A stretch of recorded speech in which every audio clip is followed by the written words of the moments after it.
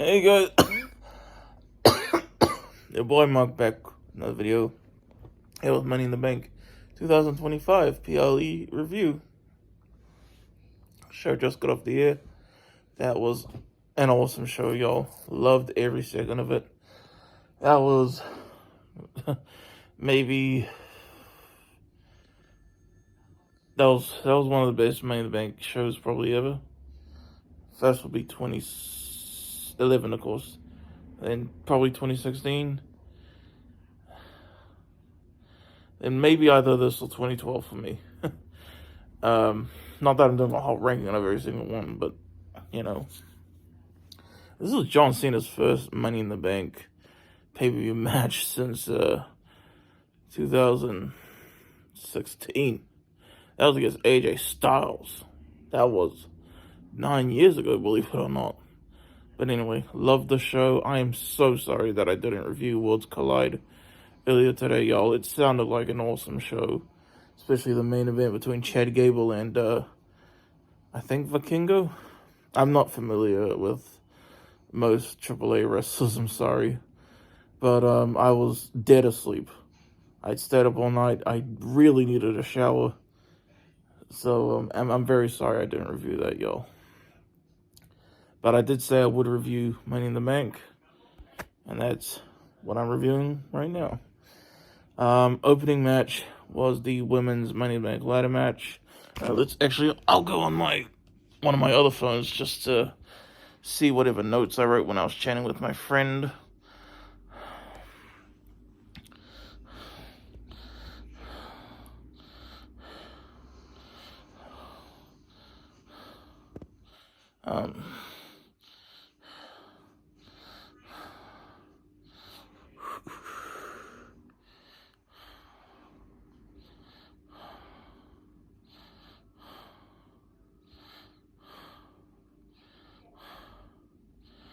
Yeah, that was a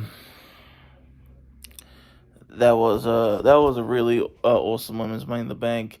Stephanie Vaquer was awesome. She did the Devil's Kiss onto Rhea onto one of the ladders. That was awesome. I'm struggling to remember what else happened, but Julia was great too. Rhea, first ladder match ever for Rhea Ripley. That was cool. Very happy she didn't win. The winner was Naomi, who I thought would win. She was my prediction to win, and she did win.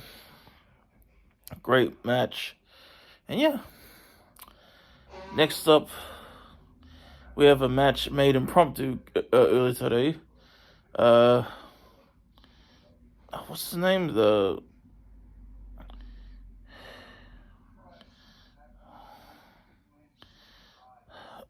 There was a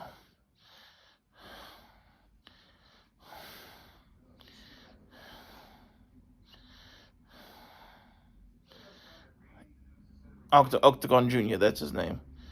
Yeah, Triple H's Octagon Jr. challenges Dominic Mysterio for the Intercontinental Championship. This was a really quick match, but it was fun. A lot of fun for what it was. They got their moves in. It was less than 5 minutes, but it was a ton of fun. Dominic wins, retains the title. I enjoyed that a lot. Next up, we have the last chance match for the WWE Women's Intercontinental Championship. Lyra Valkyria defending against Becky Lynch. Another great match. It wasn't anywhere near as good as their Backlash match, in my opinion, but it was still a great match. There were some moments that were like top tier in this match, in my opinion. Like there was Lyra doing the jumping leg drop bulldog onto Becky on the thing. And there was a moment where I cracked up laughing in the match where and by the way, I love Santi Zep, but he said great winner, meh match for the women's Money in the Bank. What match were you watching, bro? For real. Oh yeah, it was. I know it's just the rules of wrestling, but it was hilarious to see Becky, because Becky Lynch had done she did an avalanche. What's the name of the move? Manhandle slam to Lyra. Lyra kicked out, and then they got back out the ring. Becky did another manhandle slam on the outside this time, and the referee was counting. And then when the referee got to like 7, I think, Becky just quickly jumped back in the ring and jumped back out just to do that, That was pretty funny. Yeah, just to break the count. Lyra did her finisher. I forgot what it was called. And then they both barely just made it back in. And they did the roll-up thing. Lyra was rolling up Becky. Becky rolled up Lyra, hauled onto the tights. And Becky Hogan wins the Women's Intercontinental Championship. Wow, wow, wow, wow. Becky Hogan. And, yeah, there was a promise thing made, I think. Well, this is by the sounds of it, where Becky was like, hey, you said you would raise my hand. I don't know if Lyra actually said that, but Lyra, she obliged. She raised her hand. She raised Becky's hand in victory. And then Becky was like, no, I can do it again. Do it one more time. And then Becky was like, now put it around my waist. And then this is when Lyra did her finisher again to Becky. That was pretty funny. And what freaking Wade Barrett said on commentary, one thing I hate is a sore loser. And then I was saying to my mate, he's one to talk, considering, well, it's mostly freaking dickhead Smarks who still bitch about it, rather than Wade himself. I am a fan of Wade Barrett as a performer, of course, but he was like, one thing I hate is a sore loser. And then I was like, he's one to talk, considering he still bitches about John Cena and the Nexus 15 years later. And I think it's actually 15 years to the day that the Nexus debuted. Pretty cool. Yeah. So that was a cool little thing. And I said to my friend, how would you react if Solo Hogan wins Money in the Bank? That was funny. Calling someone Hogan is just crack up to me. Huh? And my boy Clownball9 from Twitter was talking about Becky winning. And by the way, I'm just quoting what he tweeted. Don't be like, oh, you're racist, whatever. He wrote, and I quote, this dumbass ginger bitch winning more titles she doesn't need. But Charlotte is the problem though, right? Hashtag MITB. And if you ask me, screw them both, man. Screw Charlotte, screw Becky. Charlotte Hogan, Becky Hogan, whatever. Mostly Charlotte, though. Yeah. And the men's Money in the Bank ladder match. This was epically phenomenal. Loved it so much. It was long too. It was quite a lengthy Money in the Bank ladder match, actually. There was this guy in the audience when LA Knight was trying to put the ladder between the ring apron and the barricade. There was a very nice guy in the audience who was kind of helping LA Knight adjust the ladder a bit, which was actually wholesome to see. And wow, a lot of storylines in this match. Seth Rollins wanting to win, LA Knight 3 years in a row, in the Money in the Bank ladder match. Everyone thought he was going to win all 3 times. And these guys were just, and then LA Knight was just like, Penta was great. Andrade was great. A lot of excellent interactions between stars in this match. A lot of great storytelling too, because you have Seth Rollins get his guys out to try and help him win. And then you had JC Mateo and Jacob Fatu come out to even the playing field, as they would say. And it looked like Solo had the match won. I have no doubt there's going to be a bunch of stuff because there was so much interweaving storylines and all that in this men's Money in the Bank ladder match. Honestly, this was one of the best Money in the Bank ladder matches I've seen in years. This was epic. It was long. At least it felt long. I mean it in a good way, though. Because I was like, wow, this is still going. Like, in a good way. Looked like Solo was about to win. I didn't really think he was going to win. And then Jacob Fatu grabbed his foot. And then Solo was like, what are you doing? What are you doing? And then Jake was like, I hate you. And then he grabbed him off. And then they fought on the side for a bit. And then Jacob Fatu grabbed him, did like a rock bottom, through that propped up ladder that LA Knight had set up earlier.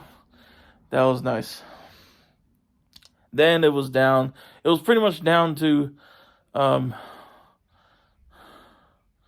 by the way, there was a funny ass thing that the commentators were saying about El Grande Americano being in this match. They was saying, and Penta too. Penta was in this match, but like, El Grande Americano, how they were saying no, Chad Gable and El Grande Americano are not the same person. And then Wade Barrett mentioned nipples. Look, their nipples positioned different or something like that. That was hilarious. Yeah. So I just wanted to mention that. But then when it came down to the end, it was down to two guys, LA Knight, Seth Rollins. Looked like LA was about to get the win. Seth thinged him out. And they fought for a bit. Seth Rollins, I think he landed a curb stomp on LA Knight. And then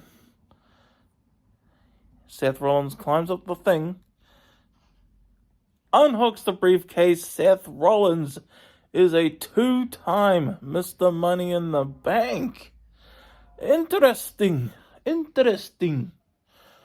I was very happy about that. I thought LA Knight was finally going to win this, but I personally wanted, what's his name? Seth Rollins to win. And it was cool to see Seth win. You got people online saying, oh my gosh, 3 years in a row they screwed over LA Knight. I don't know, man. I mean, it is what it is. Yeah. If you wanted LA to win, I'm sorry. But that was an awesome match. Loved it. And now we go on to the main event. And as I was saying to my friend, like how crazy, but in the awesome way it was that this match was main eventing, that John Cena was main eventing, even though we just saw such a crazy ass match. The main event, tag team match. World Heavyweight Champion Jey Uso and Cody Rhodes versus WWE Champion John Cena and Logan Paul. This match was epic. First off, we saw progression of the slow dissension, if those are the right words, between John Cena and Logan Paul. There was a moment when Logan Paul tagged himself in the match. You could see that John didn't like it. Then when John went back to the outside, he immediately smacked Paul on the back, tagging himself back in. There was a moment when Logan Paul was trying to frog splash, I think, Jey Uso, and then he accidentally got John Cena. We didn't see full disintegration between John Cena and Logan in this match, though. There was an awesome moment when there's a whole moment too that I'm building up something. It's not just when I finish this first sentence you're gonna think it's over. No. They were fighting on the announce table area. Jey Uso spears John Cena, and then Logan Paul does a freaking backflip moonsault from the ring apron onto the freaking table. That was like Shawn Michaels to Undertaker at WrestleMania 26. That was epic. Although I think Logan did it on the ropes and Shawn did it on the corner of the ring, you know? Epic stuff. Couple AAs onto Cody Rhodes. Jey Uso broke up the first one, and Cody kicked out of the second one. Cena grabs the belt when the ref's not looking, hits Cody with the belt. The ref's still down. Looks like Cena and what's his name are about to win, Logan Paul, and then all of a sudden a masked figure comes out, and he attacks John Cena. He's in all black gear. He removes his mask, and it's R-Truth. Oh my God! R-Truth, who just got released. They brought him back. They listened to the fans. And it was even better that John Cena acknowledged R-Truth, sort of, yesterday on SmackDown. R-Truth is back. He hit John Cena with the belt. Then the referee finally got back up after R-Truth had left, of course. And then Cody, what's it called? Oh, there was another awesome moment in the match where Logan Paul had like his camera drone thing, and he kind of filmed himself. He was trying to film himself doing a frog splash, but then he ended up filming himself getting superplexed by Cody Rhodes, I should say. And then,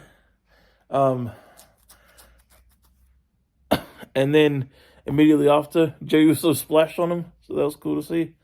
And then,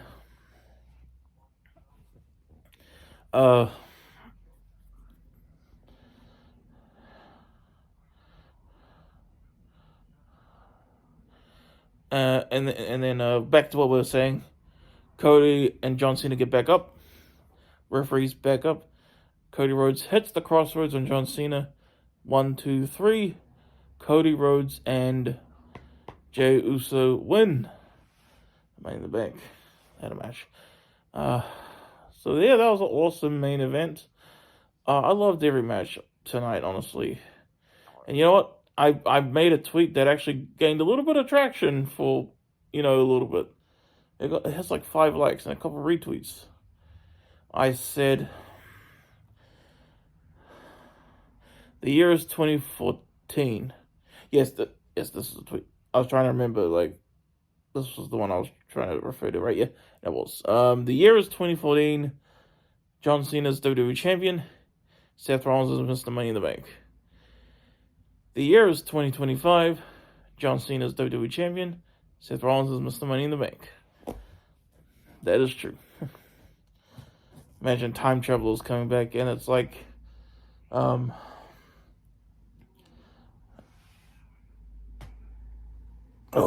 time travel is coming back, and it's like, what year did we time travel to?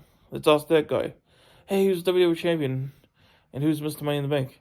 And they say, John Cena, WWE Champion. Seth Rollins is Mr. Money in the Bank. And then they're like, so it's either 2014 or 2025.